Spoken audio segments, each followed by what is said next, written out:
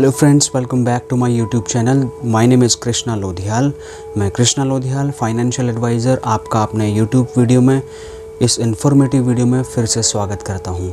दोस्तों, आज का वीडियो बहुत ज़्यादा इम्पॉर्टेंट होने वाला है। क्योंकि जितने भी लोगों ने ITR को फाइल करना है, इनकम टैक्स में रिबेट लेना है, उन लोगों के लिए खासकर ये वीडियो बहुत ज़्यादा इम्पॉर्टेंट होने वाला है। क्योंकि इस वीडियो में मैं आपको बताने वाला हूँ वो सारे के सारे इंस्ट्रूमेंट जो आपको हेल्प कर सकते हैं आपके इनकम टैक्स की रिबेट को लेने के लिए।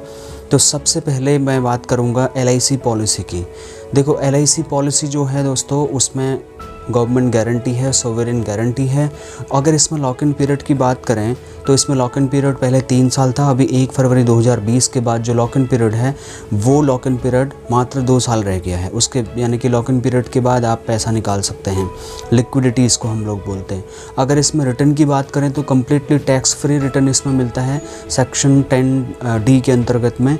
और LIC पॉलिसी किस प्रीमियम पे आप टैक्स रिबेट ले सकते हैं, या तो आपकी अपनी खुद की पॉलिसी के लिए आप प्रीमियम पे कर रहे हैं, या फिर आप अपनी वाइफ की पॉलिसी के लिए प्रीमियम पे कर रहे हैं, या फिर आप अपने बच्चों के लिए प्रीमियम पे कर रहे हैं। तो इन सब के लिए जो भी आप प्रीमियम पे कर रहे हैं उसका आप टैक्स रिबेट में फ़ायदा ले सकते हैं।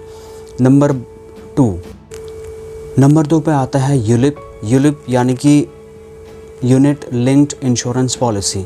सिंपल सा, आधा हिस्सा आपके इंश्योरेंस कवरेज को कवर करने के लिए प्रोवाइड किया जाता है और आधा प्रीमियम का हिस्सा शेयर मार्केट में, स्टॉक्स में इन्वेस्ट किया जाता है। इसको बोलते हैं यूलिप का जो लॉक इन पीरियड है दोस्तों वो 5 इयर्स का कम से कम होता है। और इसमें अगर हम बात करें रिटर्न की तो रिटर्न भी इसमें टैक्स फ्री होते हैं और इसमें लाइफ कवरेज भी आपको मिल जाता है। लेकिन अगर रिटर्न का रेट ऑफ इंटरेस्ट अगर हम बात करें तो ये फ्लक्चुएट होता रहता है, क्योंकि इसका आधा पैसा शेयर मार्केट में इन्वेस्ट होता है। उसके बाद बात करते हैं नंबर 3 ऑप्शन पे है दोस्तों PPF यानी कि पब्लिक प्रोविडेंट फंड। काफ़ी लोग PPF को भी प्रेफर करते हैं। और इसमें अगर लॉक इन पीरियड की बात करें तो लॉक इन पीरियड बहुत लॉन्ग टर्म का है, 15 इयर्स का लॉक इन पीरियड है दोस्तों। और उसको अगर आप एक्सटेंड करना चाहते हैं तो 5 साल के लिए और उसको आगे को एक्सटेंड कर सकते हैं। इसमें अगर मैं आपको रिटर्न की बात करूँ तो इसमें भी टैक्स फ्री रिटर्न मिलता है। लेकिन अगर लाइफ कवर की बात करूँ तो इसमें कोई भी लाइफ कवर आपको इंश्योरेंस कवरेज नहीं मिलती है। नंबर 4 की पॉइंट की बात करते हैं दोस्तों, उसमें है ELSS यानी कि इक्विटी लिंक्ड सेविंग स्कीम। इसका जो पैसा इन्वेस्ट किया जाता है वो म्यूचुअल फंड के थ्रू शेयर मार्केट में इन्वेस्ट किया जाता है और इसमें लॉक इन पीरियड होता है 3 साल। अगर इसमें हम रिटर्न की बात करें तो इसमें जो रिटर्न होता है वो LTGS के बेस पर होता है। LTGS का मतलब होता है लॉन्ग टर्म कैपिटल गारंटी। जो भी दोस्तों आपका इन्वेस्टमेंट पे 1 लाख रुपए से ज़्यादा का अगर कोई प्रॉफिट आ रहा है तो उस पर आपको इसमें टैक्स देना होता है। लेकिन अगर इसमें लाइफ कवर की बात करें तो इसमें कोई भी लाइफ कवर यानी कि रिस्क कवरेज, इंश्योरेंस कवरेज की फैसिलिटी आपको नहीं मिलती है। 5वें पॉइंट में है दोस्तों EPF यानी कि एम्प्लॉय प्रोविडेंट फंड। जितने भी कॉरपोरेट लोग इस वीडियो को देख रहे हैं आपको पता होगा आपका EPF के ज़रिए आपका पैसा, सैलरी से कुछ पैसा कटता है। जो भी आपका ग्रॉस इनकम है उसमें से 12% आप कंट्रीब्यूट करते हैं और 12% आपका एम्प्लॉयर कंट्रीब्यूट करता है। और वो तब जाकर के रिटायरमेंट फ़ंड के तौर से आपको बाद में वापस मिलता है with rate of interest.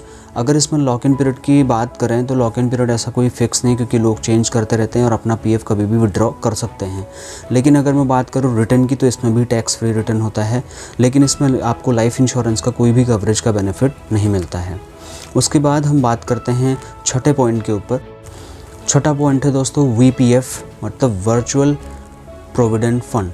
Virtual provident fund का बेनिफिट वो लोग उठा सकते हैं जो और किसी स्लैब में नहीं आते हैं, जो अपनी स्वेच्छा से 1.5 लाख तक का इन्वेस्टमेंट कर देते हैं और 1.5 लाख तक के इन्वेस्टमेंट पे उनको इनकम टैक्स का रिबेट मिलता है, रिटर्न में टैक्स फ्री रिटर्न उनको मिलता है। और इसमें कोई ऐसा लॉक इन पीरियड ऐसा कुछ सच है नहीं।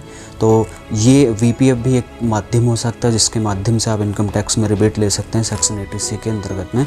लेकिन यहाँ पर भी आपको कोई भी लाइफ इंश्योरेंस का coverage, risk coverage, life coverage नहीं मिलता है।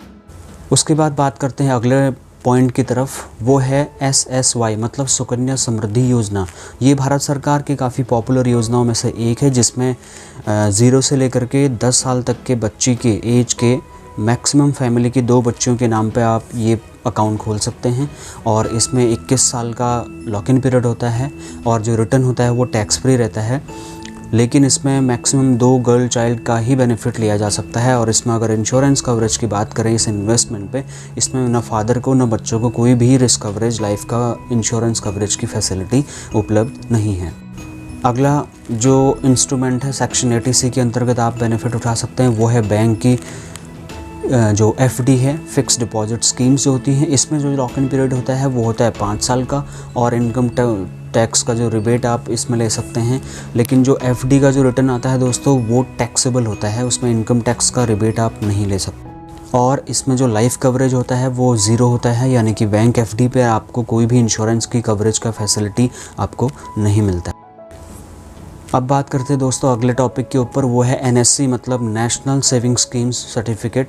नेशनल सेविंग स्कीम्स में भी आप लोग इन्वेस्ट करते हैं और इसका जो लॉक इन पीरियड होता है वो 5 साल का होता है। और इसमें जो भी जो रेट ऑफ इंटरेस्ट जो रिटर्न वगैरह आता है वो कम्प्लीटली 80C के अंतर्गत में टैक्स फ्री रिटर्न मिलता है। लेकिन इसमें भी आपको लाइफ इंश्योरेंस या रिस्क कवरेज की कोई भी फैसिलिटी अवेलेबल नहीं है।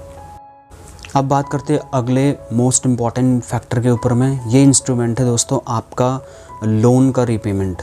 अगर आपने कोई लोन लिया है उसका अगर आप रीपेमेंट कर रहे हैं तो उस पर भी आपको इनकम टैक्स सेक्शन 80C के अंतर्गत बेनिफिट मिल सकता है। लेकिन वो प्रिंसिपल अमाउंट पे नहीं मिलेगा, वो आपको मिलेगा केवल टैक्स अमाउंट पे है। जो भी आपका प्रिंसिपल अमाउंट का प्रीमियम आप पे कर रहे हैं एज अ रीपेमेंट, उस पर जो टैक्स लग रहा है उस टैक्स पर आपको 80C का बेनिफिट मिल सकता है।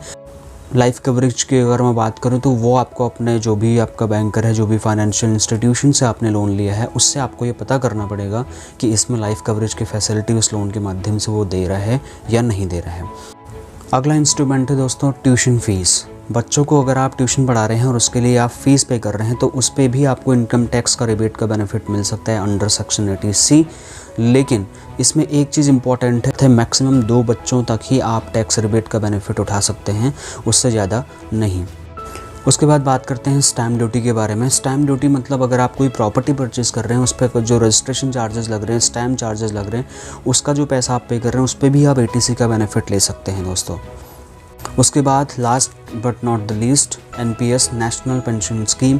नेशनल पेंशन स्कीम में भी अगर आप इन्वेस्ट करते हैं तो भी आप इनकम टैक्स का रिबेट का बेनिफिट ले सकते हैं, क्योंकि इसका भी जो रिटर्न है वो कम्प्लीटली टैक्स फ्री रिटर्न आता है अंडर सेक्शन 80C के अंतर्गत में। तो दोस्तों ये थे वो बेसिक इंस्ट्रूमेंट जिनके हेल्प से आपको सेक्शन 80C के अंतर्गत में इनकम टैक्स रिबेट लेने में आपको हेल्प मिलेगी। उम्मीद करता हूँ ये वीडियो आपको पसंद आया होगा। और अभी जो भी आप ITR अपना भरना चाहते हैं, अगर आप मेरे थ्रू भराना चाहते हैं तो आप मुझे भी कांटेक्ट कर सकते हैं। और ITR पे मैं एक पूरी सीरीज़ लेके आने वाला हूँ, स्टेप बाय स्टेप ITR अगर आप खुद कैसे भर सकते हैं। कोई प्रॉब्लम आ रही है, टेक्निकल प्रॉब्लम आ रही है, आपका अकाउंट लॉगिन नहीं हो रहा है, रजिस्ट्रेशन नहीं हो रहा है, स्टेप बाय स्टेप ITR कैसे भरना है वो मैं आपको अपनी आने वाली वीडियोज़ में बताते रहूँगा। ये उस वीडियो की सीरीज़ का पहला वीडियो है ITR सीरीज़ का। तो आप मेरे चैनल को सब्सक्राइब करें, लाइक करें, कमेंट करें। जो भी आपका फीडबैक है वो मुझे मोटिवेट करता है। तो मिलता हूँ एक नेक्स्ट एक्साइटिंग सी वीडियो में कल मॉर्निंग। तो तब तक के लिए आप मेरे साथ बने रहिए। नमस्कार।